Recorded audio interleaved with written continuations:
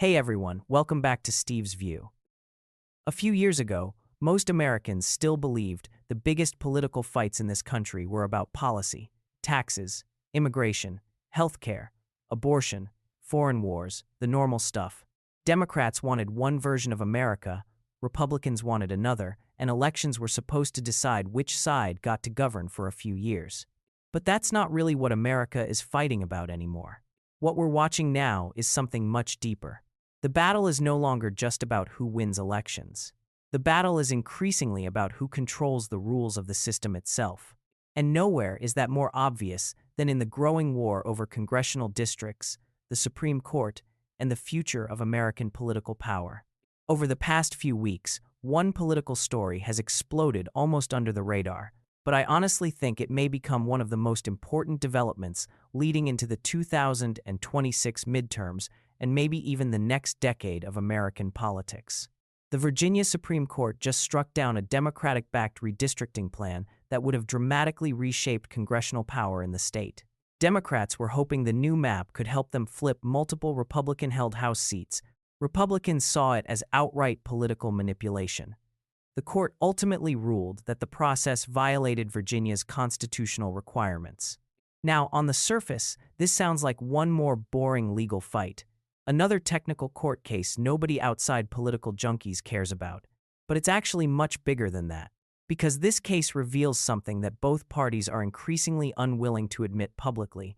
Neither side fully trusts the democratic process anymore. And when political parties stop trusting elections alone, they start fighting over the machinery behind elections. That's what's happening now. Look at the bigger picture across America. Republicans in states like Florida and Texas are aggressively redrawing districts to maximize GOP power. Democrats in blue states like California and formerly in Virginia have tried to do the same thing in reverse. Both sides accuse the other of destroying democracy while simultaneously searching for every legal advantage they can find. This is not a normal phase of political competition anymore. This is institutional warfare. And the reason it's happening is because America's political geography has fundamentally changed. 40 years ago, Democrats and Republicans still competed for many of the same voters. There were conservative Democrats, liberal Republicans, mixed suburbs, crossover states. American politics was messy but flexible. That flexibility is disappearing. Today, Democrats dominate major cities and highly educated urban regions. Republicans dominate rural America, small towns, exurbs, and much of the South and Midwest. The country is sorting itself geographically, culturally, and psychologically. That matters because the House of Representatives is built around geography. Who lives where determines political power.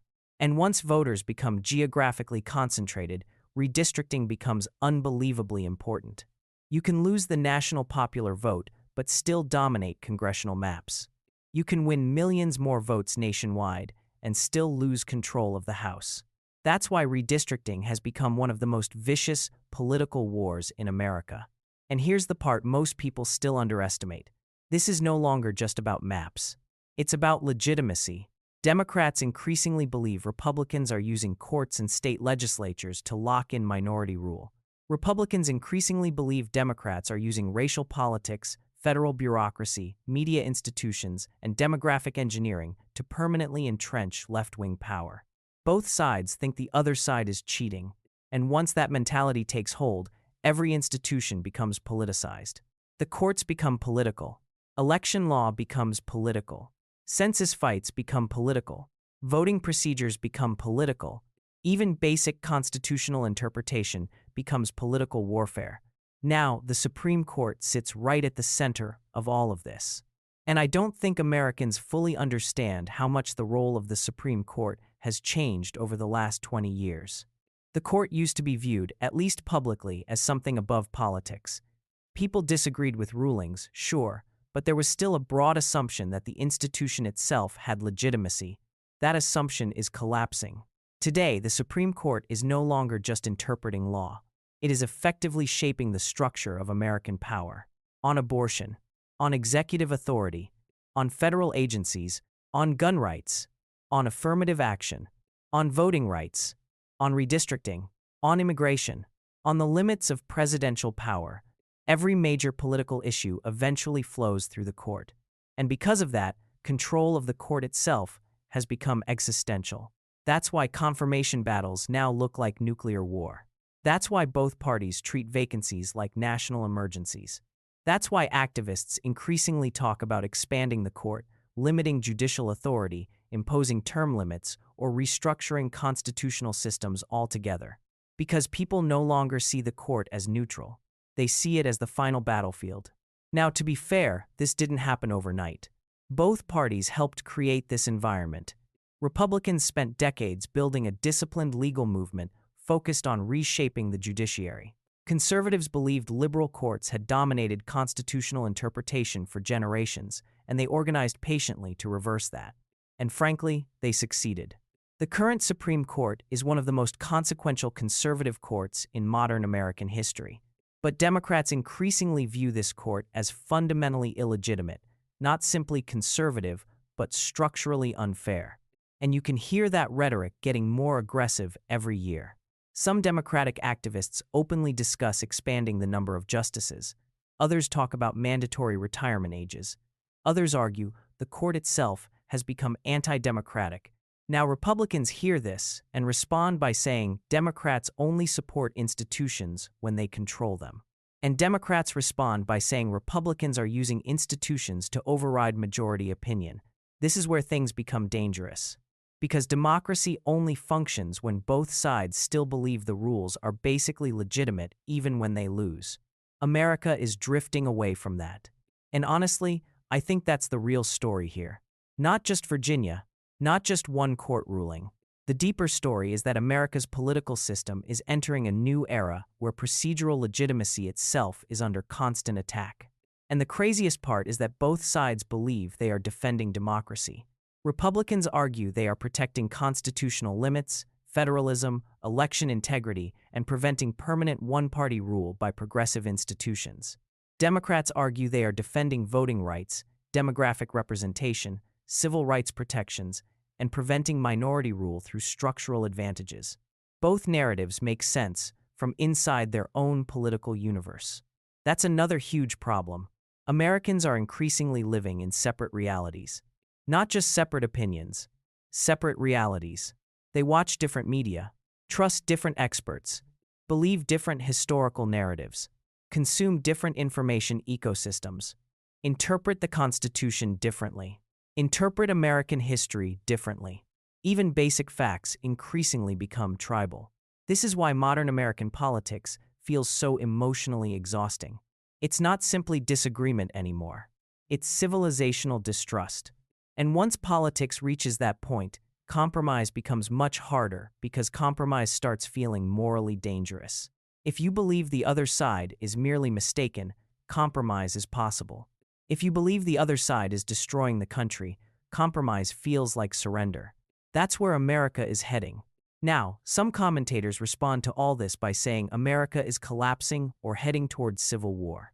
Personally, I think that's too simplistic. America has gone through extreme internal conflict before. The Civil War, the Great Depression, the Civil Rights Era, Vietnam, the late 1960s, McCarthyism. This country has survived enormous political trauma before. And America still has major structural strengths. Federalism matters. States still have significant autonomy. Civil society still exists. The military remains institutionally professional. Markets remain dynamic. The Constitution still carries symbolic legitimacy even when interpretations differ. Those things matter. But I also think Americans underestimate how corrosive long-term institutional distrust can become. Because democracies don't usually collapse in dramatic movie-style moments. They erode gradually. Trust weakens. Institutions become politicized. Rules become harder to enforce consistently. People stop believing losses are legitimate. Eventually, every election feels existential. And once every election feels existential, political actors start justifying almost anything. That's the cycle America is moving into. You can already see it in the rhetoric. Every election is the most important election of our lifetime. Every Supreme Court nomination is treated like the end of democracy. Every redistricting fight becomes an apocalyptic struggle for civilization itself. This level of escalation is hard to sustain indefinitely. Now, here's where I think many foreign observers misunderstand the United States. America's polarization does not necessarily mean America is weak. In some strange way, conflict is actually built into the American system. The United States was born out of disagreement. The Founding Fathers argued viciously. The Federalists and Anti-Federalists fought bitterly over the Constitution itself. The country has always contained competing visions of freedom, equality, religion, economics, race, federal power, and national identity. Division is not new. What's new is the scale of institutional distrust combined with the speed of modern media.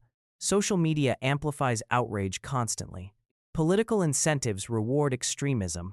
Algorithms favor emotional conflict. Moderates increasingly disappear.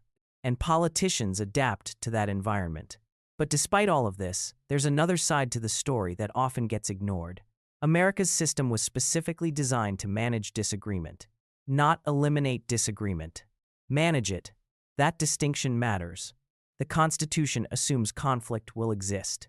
Checks and balances exist because the founders expected competing factions. Federalism exists because different states would have different priorities. The Bill of Rights exists because the government itself was considered potentially dangerous. In many ways, America's political chaos today reflects the same tension that has always existed inside the Republic. The difference now is that the stakes feel much higher because modern government is vastly more powerful than it was in 1776. Control of Washington affects everything now: healthcare, education, energy, speech regulation, technology, banking, foreign policy, immigration, environmental policy, national security. So every election feels bigger than ever before. And that drives even more institutional warfare. Now, the Virginia case specifically reveals another important issue: the growing conflict between democracy and constitutional process. Democrats argued their redistricting plan reflected political fairness and electoral realities. The court argued the process itself violated constitutional procedures. That distinction is critical. Modern politics increasingly treats outcomes as more important than procedures. But constitutional systems depend on procedures, even when outcomes are frustrating. And honestly, I think both parties are becoming more willing to bend procedural norms when they believe the stakes justify it. Republicans did it under Trump in certain situations. Democrats talk openly now about restructuring institutions when they regain power. The logic is always the same. The other side is too dangerous, so extraordinary measures are justified. But once both sides adopt that mindset simultaneously, the system becomes unstable. Now, beyond America itself, this institutional crisis is happening across much of the Western world. Look at Britain. The rise of Reform UK is not just a British story. It reflects the same populist pressures reshaping Europe and America. Working-class voters increasingly abandoning traditional left-wing parties. Immigration reshaping political coalitions. Distrust of elites exploding. National identity becoming central again. Traditional parties weakening. Political fragmentation accelerating. You can see versions of this in France, Germany, Italy, the Netherlands, and increasingly across the democratic world. That's because many Western societies are experiencing similar pressures simultaneously: economic inequality, mass migration, cultural polarization, declining institutional trust, social media fragmentation, globalization backlash, demographic change. America is not isolated from these trends. It's simply experiencing them at a larger scale. And because America remains the most powerful country in the world, its internal instability affects everyone else. That's why the Supreme Court fights matter internationally. That's why redistricting battles matter internationally. Because the rest of the world is watching America ask a deeper question. Can a massive, diverse, hyperpolarized democracy still govern itself effectively in the 21st century? That may be the defining political question of our era. Now, personally, I don't think America is doomed. But I do think the old political consensus is gone. The era where both parties broadly trusted the same institutions is ending. The era where losing elections still felt acceptable is weakening, and the era of permanent institutional conflict is beginning. That doesn't mean dictatorship is inevitable. It doesn't mean collapse is inevitable, but it probably does mean American politics will become more confrontational, more unstable, and more emotionally exhausting for years to come. And honestly, we may only be at the beginning, because another huge factor is still approaching: the 2030 census. Population shifts are already reshaping congressional power. People are leaving high-cost blue states for faster-growing red states. Congressional seats will likely move accordingly. That could strengthen Republican structural advantages in the House and Electoral College. At the same time, demographic trends nationally still favor Democrats in many long-term ways, which means neither side sees an easy path to permanent dominance. And when neither side believes it can win decisively through persuasion alone, the incentive to fight over institutions intensifies even further. That's exactly what we're seeing now. Not just in Virginia, everywhere. Courts, districts, election law, federal agencies, executive authority, the Senate filibuster, the Electoral College, even basic constitutional interpretation.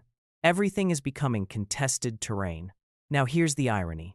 Despite all this polarization, many Americans across the political spectrum still agree on one thing. They believe the country itself is worth saving. That may sound simple, but it matters. Because beneath all the anger, Americans still retain a powerful emotional attachment to the idea of the republic itself. You can see it on both sides. Conservatives talk about preserving the Constitution, preserving the founders' vision, preserving liberty. Progressives talk about fulfilling America's promises, expanding rights, defending democracy, making the system more equitable. They disagree fiercely about what America should be, but most still believe America matters. That shared emotional investment may ultimately be what keeps the system alive. The United States has always been an unfinished project. That's true historically. The Declaration of Independence promised equality long before America actually practiced it. The Constitution created liberty while tolerating slavery. Every generation has fought over what American ideals truly mean. That argument never ended, and maybe it never will. But perhaps that ongoing argument is part of the American system itself. A country constantly debating its own identity, constantly redefining freedom, constantly renegotiating power. Messy, chaotic, polarized, but still functioning. At least for now. The real danger is not disagreement. The real danger is when disagreement destroys trust completely. Because once citizens stop believing institutions can manage conflict peacefully, politics becomes something darker. America hasn't reached that point yet, but it's moving closer to the edge than many people realize. And that's why this redistricting fight matters so much. It's not really about lines on a map. It's about whether Americans still believe the system itself can survive the next phase of political warfare. That is the real story. And honestly, it may define the future of the American Republic more than any single election ever could. Thanks for watching.